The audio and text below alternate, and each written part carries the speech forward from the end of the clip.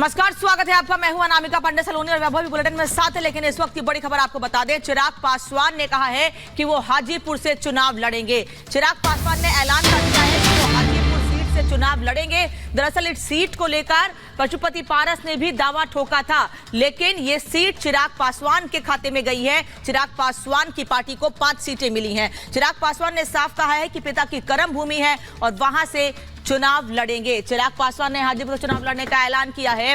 वहीं पशुपति पारस भी इस सीट पर दावा ठोक रहे थे और बार बार कह रहे थे कि वो इस सीट से चुनाव लड़ना चाहते हैं, लेकिन ये सीट चिराग पासवान की पार्टी को मिली और चिराग पासवान ने ऐलान कर दिया कि पिता की कर्मभूमि है, चुनाव हाजीपुर से लड़ूंगा। इतना अब तय है कि हाजीपुर जो मेरे नेता मेरे पिता आदरणीय रामविलास पासवान जी की कर्मभूमि रही है, वहां से एनडीए के प्रत्याशी के रूप में लोक जनशक्ति पार्टी रामविलास के उम्मीदवार मैं खुद स्वयं होऊंगा। देखिए, मैंने हमेशा हर चुनौती का मैंने डट कर सामना किया। ना मैं किसी चुनौती से कभी घबराया, ना कठिन विपरीत परिस्थितियों में ना मैं कभी विचलित हुआ। ऐसे में इस चुनौती को भी मैं पूरी तरीके से स्वीकार करता हूं। ये फैसला अंत में चाचा जी को ही लेना है। हमेशा उन्होंने कहा है कि अपने राजनीति में अपने अंतिम सांस तक वो प्रधानमंत्री जी के साथ रहेंगे, एनडीए के साथ रहेंगे। ये वादे, ये दावे वे करते आए हैं। ऐसे में क्या प्रधानमंत्री जी के 400 सीटों को जीतने का जो लक्ष्य है, क्या उसमें वह स्वयं रोड़ा बनेंगे? ये फैसला उन्हीं को ही करना है। तो चिराग पासवान को आपने सुना। इस बीच आगे बढ़ेंगे, बिहार की राजनीति से जुड़ी ये बड़ी खबर है। लालू तेजस्वी से पप्पू यादव ने मुलाकात की है। दरअसल पूर्णिया सीट को लेकर ये मुलाकात है, ऐसा सूत्रों के हवाले से खबर है। और पूर्णिया से ही पप्पू यादव चुनाव लड़ सकते हैं। बिहार की सभी सीटों पर जीत होगी, ऐसा कहते पप्पू यादव नजर आए। दरअसल खबर यह है कि पप्पू यादव कांग्रेस के टिकट पर पूर्णिया से चुनाव लड़ सकते हैं। इससे पहले उनकी पार्टी जाप का कांग्रेस में विलय हो सकता है, यानी कि अपनी पार्टी का कांग्रेस में विलय करके पप्पू यादव पूर्णिया सीट से अपनी दावेदारी ठोक सकते हैं। एक परिवार के नाते जब भी वो किसी ईडी, सीबीआई या बीमार थे, हमेशा हमारी मुलाकात होती रही। हमेशा उस परिवार के साथ हम खड़े रहे। हमारे और लालू जी के जो राजनीतिक रिश्ता तो रहा नहीं कभी। हमारा और लालू जी का रिश्ता कंप्लीट रूप से एक भावनात्मक रिश्ता रहा है और ना हम दोनों कभी एक दूसरे से अलग नहीं हो पाए। कल हम लोग पूरा परिवार थे। कोसी, सीमांचल, मिथिलांचल में हम लोग मिल करके किसी भी कीमत पर बीजेपी को रोक सकते हैं।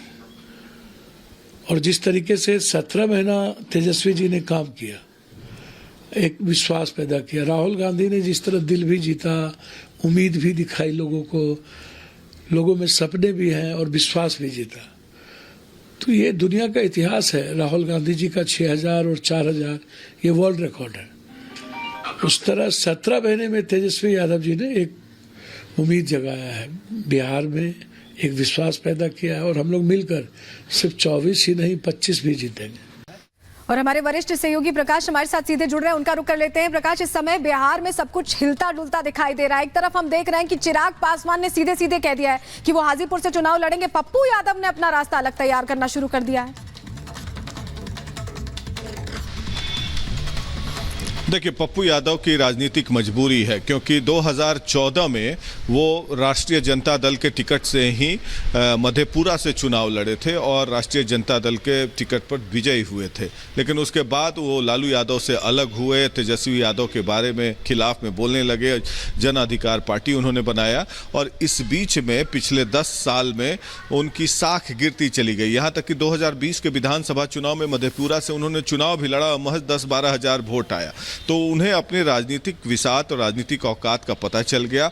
इसलिए उनके पास अब मजबूरी है कि लालू यादव के बिना उनकी राजनीति चल नहीं सकती और सीमांचल बेल्ट में खासकर मुस्लिम और यादव बहुतायत में है। वो समीकरण ऐसा है कि बिना लालू यादव कांग्रेस से गठजोड़ किए हुए इनकी चुनावी बैतरनी पार नहीं हो सकती। इनकी पत्नी रंजीत रंजन जो है वो सुपौल से कांग्रेस पार्टी के टिकट पर चुनाव जीती थी 2014 में। उसके बाद अभी राज्यसभा सांसद हैं कांग्रेस पार्टी से छत्तीसगढ़ से, इसीलिए वो सीट शायद पूर्णिया सीट लालू यादव और तेजस्वी यादव से मुलाकात कर उन्होंने आग्रह किया कि सीट कांग्रेस पार्टी को दे दीजिए और कांग्रेस ने प्रस्ताव रखा है कि आप अपनी पार्टी को हमारी पार्टी में विलय कर दीजिए। तो पप्पू यादव आज सुबह दिल्ली के लिए रवाना हुए हैं। कांग्रेस के नेतृत्व से बात होगी, शायद कांग्रेस के अलायंस शेयर में वो सीट आ जाए पूर्णिया और विलय करके वो पूर्णिया से चुनाव लड़े। इसके पहले भी जब पप्पू यादव शिखर पर थे, जब वो बाहुबली थे और बिल्कुल उनका दबदबा था उस इलाके में कोसी बेल्ट में, तो पूर्णिया से वो निर्दलीय चुनाव भी लड़कर जीत चुके हैं, दोनों विधायक और सांसद दोनों। लेकिन वक्त के हिसाब से राजनीतिक हैसियत और औकात में भी बदलाव होता है और पप्पू यादव वैसे मजबूत नहीं है जैसे पहले थे और यादव जो वोटर है वो मजबूती से तेजस्वी और लालू यादव के साथ हैं अभी भी, और इसलिए उनकी राजनीतिक मजबूरी है कि लालू यादव से मिलकर और कांग्रेस पार्टी में अपनी पार्टी को विलय कर पूर्णिया से किसी तरीके से सीट ले ताकि मजबूत टक्कर दे सकेंगे जेडीयू के संतोष कुशवाहा जो लगातार 2 बार से सांसद हैं पूर्णिया से।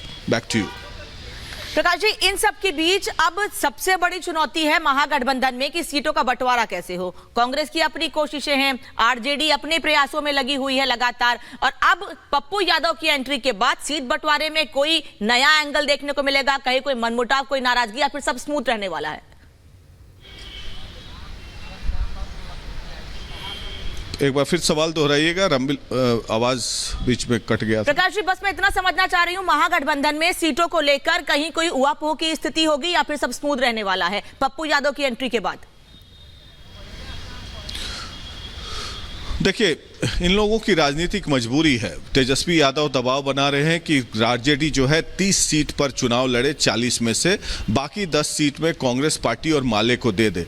लेकिन संभवतः ऐसी बातचीत चल रही है कि 2-3 सीट और कम पर आरजेडी लड़े, क्योंकि आरजेडी का अनुभव ये रहा पिछले विधानसभा में चुनाव में 2020 में बिहार विधानसभा के चुनाव में कि कांग्रेस पार्टी ने 70 सीट ले लिया, उनका स्ट्राइक रेट केवल 19 का रहा, जिसके चलते महागठबंधन को खासा नुकसान झेलना पड़ा और महज 7 सीट के कारण सरकार नहीं बन पाई, तेजस्वी मुख्यमंत्री बनते बनते रह गए। तो उस अनुभव उस अनुभव को साझ करते हुए ये शायद आरजेडी के कोर कमेटी तेजस्वी यादव और लालू यादव और अन्य पार्टी के नेताओं ने निर्णय लिया है कि कांग्रेस पार्टी को कम से कम सीट पर लड़ाया जाए ताकि स्ट्राइक रेट ज़्यादा हो सके, आधार वोट खिसके नहीं, जो मुस्लिम यादव का आधार वोट है, और दूसरी जातियों का समीकरण बना के, जहां पर अगड़ी जाति हो या अन्य पिछड़ी जातियां हैं, उनका समीकरण बनाकर एनडीए को मजबूत टक्कर दिया जा सके। तो बातचीत का दौर चालू है और आरजेडी संसदीय बोर्ड की बैठक भी हो रही है आज। उसके बाद निर्णय लिया जाएगा कि क्या नीतिगत निर्णय लिए गए तालमेल के लिए और किसके पक्ष में कौन सी सीट और कितनी सीट प्रकाश जी, चुनाव की तारीखें अब सर पर हैं। ऐसे में बिहार में अगर इंडी गठबंधन में इस वक्त राजनीतिक अस्थिरता है तो ये मानिए इस गठबंधन के लिए जरूर संकट का विषय है। फिलहाल आपका बहुत बहुत शुक्रिया इस तमाम जरूरी जानकारी के लिए। आगे बढ़ेंगे और इस बीच बड़ी खबर अपने दर्शकों को बता दें। दरअसल ये बड़ी खबर सीट शेयरिंग को लेकर है। सीट शेयरिंग पर कांग्रेस और आरजेडी की बैठक हुई है। बिहार की सीटों को लेकर इस बैठक में चर्चा हुई है। सीटों पर आखिरी सहमति बहुत जल्द बनेगी। मनोज झा ने इस बात का जिक्र किया है कि सीट शेयरिंग का फॉर्मूला आखिर बिहार के अंदर क्या कुछ होगा इंडी गठबंधन का, तो बहुत जल्द वो फॉर्मूला जनता के सामने होगा।